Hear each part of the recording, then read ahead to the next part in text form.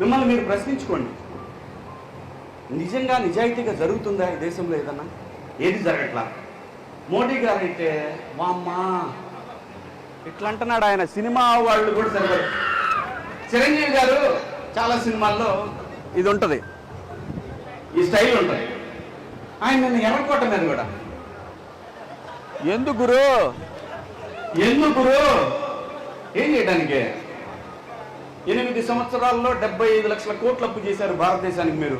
కాంగ్రెస్ 60 సంవత్సరాల్లో 50 కోట్లు అప్పు చేసిందండి. ఎస్సీ, ఎస్టీ, బీసీ, మైనారిటీల రిజర్వేషన్లు ఏమైతే ఉన్నాయో అవన్నీ పోవటానికి పునాది తవ్వుతున్నాడు ఆయన. ఇప్పుడు నేను నిజం చెప్తున్నా, ఇది ఎస్సీ నాయకులు, దళిత నాయకులు, మైనారిటీ నాయకులు ఎవ్వరు కూడా అడగరు. కానీ అన్యాయం జరిగేది ఆయా కులాల్లో వర్గాల్లో ఉన్న బిడ్డలకి రిజర్వేషన్ కోల్పోతారు.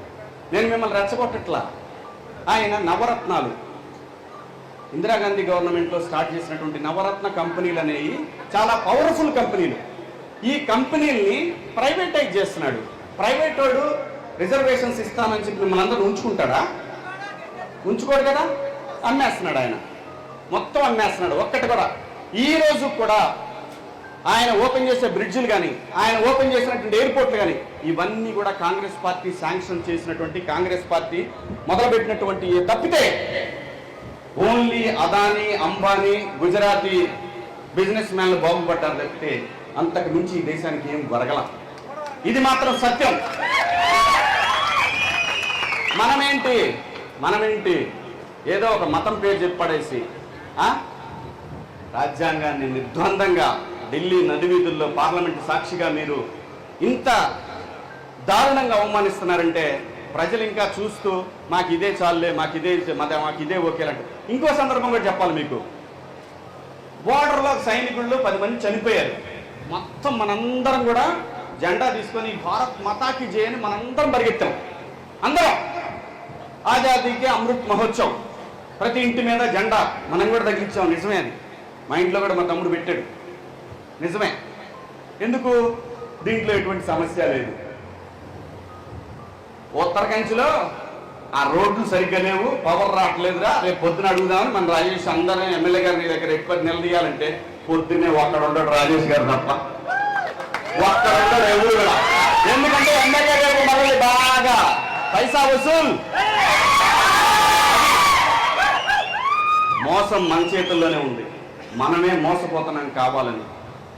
మారాలయ్యా. ఇంతకు మించిన సమయం రాదు. మారాలి. ఏ పార్టీలో ఉన్నా ఆ నాయకుడు నిజాయితీగా ఉన్నాడు ఎన్నుకోండి. 1000 రూపాయలు దేని పనికి వస్తాయా? 2000 రూపాయలు దేని పనికి వస్తాయి చెప్పండి. సరిగ్గా చెప్పులు 600-700 లేని రాట్ల రబ్బర్ చెప్పులు ఎందుకు పనికి వస్తుంది గురువు మనకి? దయచేసి అర్థం చేసుకోండి. ఈ నోటు, ఓటు, క్వార్టర్ దీనికి దయచేసి పడొద్దు. నిజాయితీగా ఉన్న నాయకుడు, నేను ప్రజలకు నిస్వార్థంగా సేవ చేస్తానని వచ్చే నాయకుడిని ఎవరినైనా కానీ అతని మీద నమ్మకం ఉంటే ఆశీర్వదించండి. అంతేగాని ఆ క్షణానికి వాడు పలాని కులము, ఈడు పలాని కులము. పవన్ కళ్యాణ్ గారు మాట చెప్పారు, ఓటు చీలకూడదు అని. నిజమే, ఓటు చీలకూడదు. ఎవరితో పొత్తులు పెట్టుకుంటారో మాకనవసరం.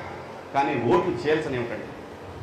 ఖచ్చితంగా ఆంధ్రప్రదేశ్లో ముఖ్యమంత్రి గారు, నేను మళ్ళీ చెప్తున్నాను, ఈరోజు కూడా ప్రజలు ఎన్నుకున్న నాయకుడు కాబట్టి మిమ్మల్ని నేను ఒక్క మాట కూడా పల్లెత్తి మాట్లాడలేదు.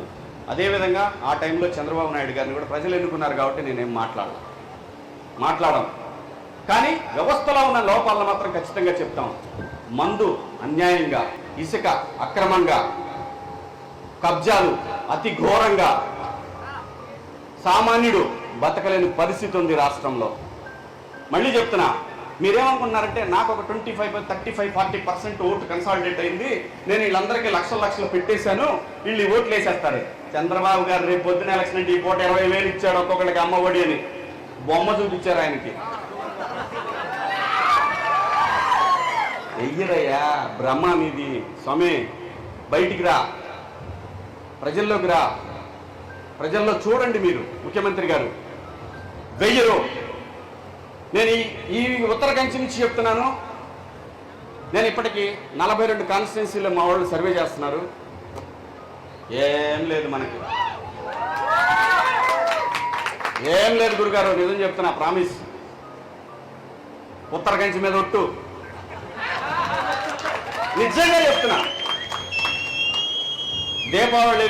దీపావళికి సంక్రాంతికి మధ్యలో పర్ఫెక్ట్గా మీకు సర్వే రిపోర్ట్ ఇస్తాను. నిజంగా చెప్పాలంటే ముఖ్యమంత్రి గారి సొంత ఊళ్ళో కూడా కష్టపడితే ఒక 1000-2000 బయటపడతాడు. ఇది నిజం. ఇప్పుడు ఏంటి నాయకుల గురించి తెలుసుకోవడానికి ఇప్పుడు